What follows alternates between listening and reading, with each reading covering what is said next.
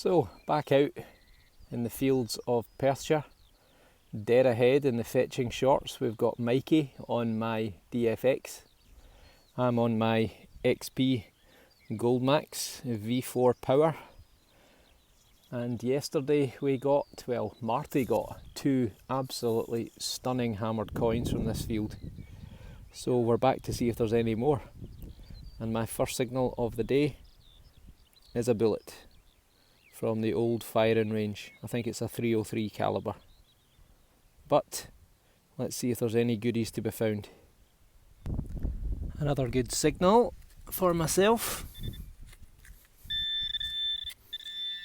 There it is there. And that is it. So what is it?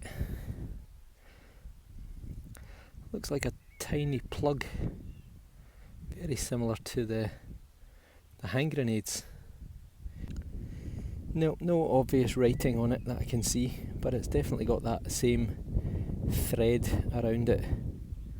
So I don't know if someone knows, let me know, but it does look like it could be related to some sort of ordnance from World War I or II from the old firing range. Another reasonable signal. So I'm only 6 feet away from that last signal, which was the little sort of threaded cap, and lo and behold, did sound very similar, and it is identical. This signal's a wee bit erratic, maybe a bit of foil or something.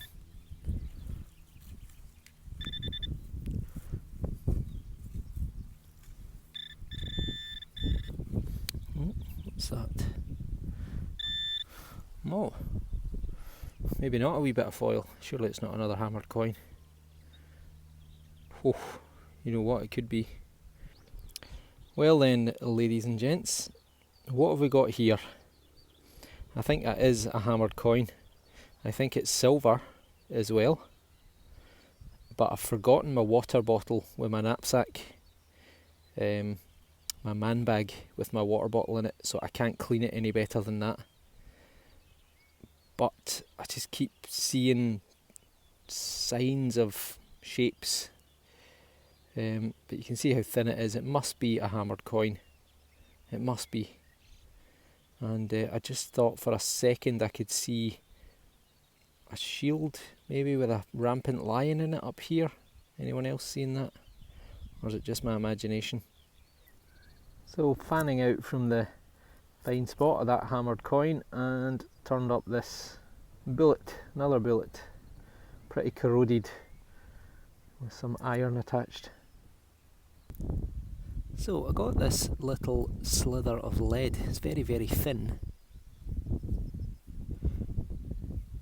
I'm not convinced that there's not a shape on it.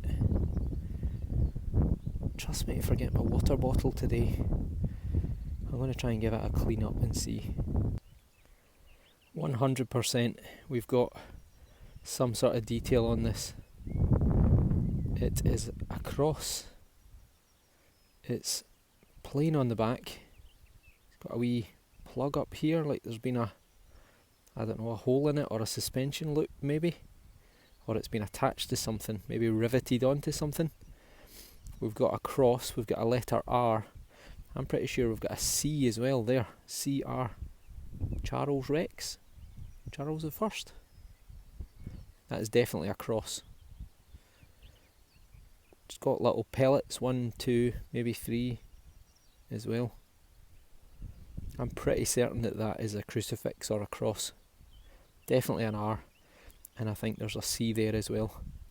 It's made of lead. It's very, very fragile. It was actually folded at the top. I've straightened it. You can see the crease there, but I don't want to bend it again because it's probably going to snap. But that to me is definitely a cross. Any ideas? So Peter has just come over to me and he had a bottle of water. He saved the day. In one aspect I think it's a hammered coin, but look here, do you see, is that a nose and an eye? Looking to the right hand side, and if it is, then is that George the Third? Or could it be a really early Charles or something? I don't know. I really don't know. On the other side looks more like a hammered coin. It's got things going on.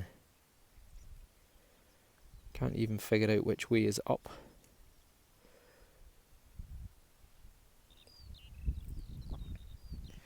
I really don't know what it is. I keep seeing bits of rampant lions and shields and 3 lions and all sorts that tell me it's hammered. But on this side, I'm definitely seeing what looks like a Georgian style nose. Any ideas, anyone? So this one was right on the surface. I'm guessing that's probably a drawer handle or a cabinet handle. Bit of old furniture that's been brought into the field to be set on fire. So that was a big old deep signal, that one, about 12 inches down. Half of a big iron horseshoe. Looks like it's got a bit of age to it. It's probably going to be 100 or more years old. Probably off a big shire horse that used to plough the fields back in the day. Or pull the plough in the fields. So there we go. Pretty erratic, but it's been quiet. So I thought, let's dig it. Definitely in there.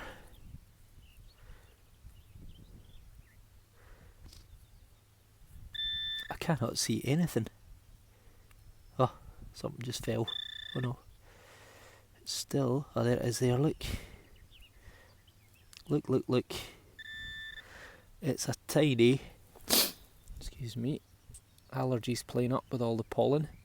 Tiny little buckle. Look how small that is.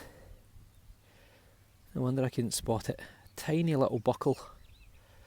That's probably off a shoe or an ankle. Sort of trousers, they used to have buckles at the ankles. It is very small and the pin is missing. Lovely little find. Great. Definitely a much better signal.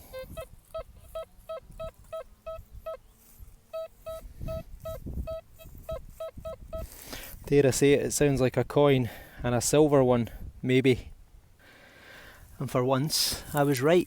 Not the big juicy worm, but look there.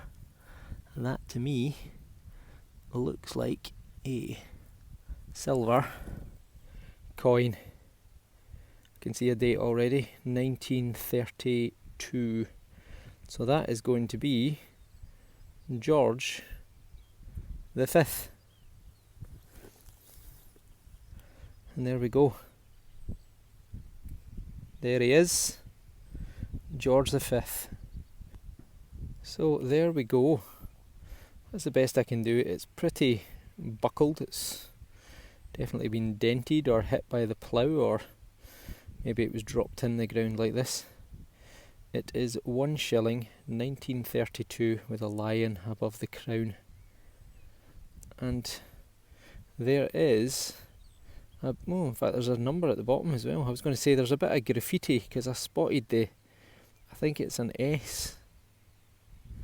And I've got my sunglasses on, I can't see properly. Yep, definitely an S and is it a T or an I? In fact is there a plus sign in the middle? S plus a T or S plus I? But I hadn't noticed, look at the bottom, 1934. 5. There's actually a 5. There's a 5 just before the X in Rex. 1935. When's the coin made? 1932. So someone has been defacing the coins of the crown, which is an offence. Not quite punishable by death, but there you go. Some sort of love token, maybe. A man given to a woman, or vice versa. In 1935. S and T or S and I.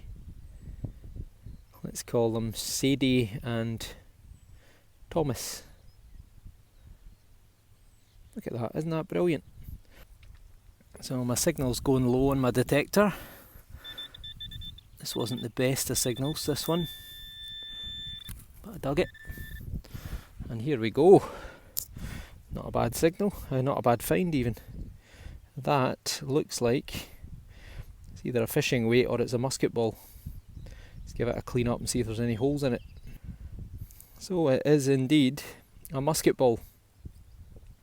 We're within about 200 metres of the old castle, which was here from the 1200s through to the 1600s. So could well have been fired from the castle walls. Who knows? But that could be any time really, from the sort of 1600s through to the early 1800s. Sounded like a half decent signal. Oh, I think it's a tin can. It is. Top of a tin can. Scourge of a metal detectorist. Been quiet for a while. Until that one. Could it be a coin? Here's hoping. So we're out the hole.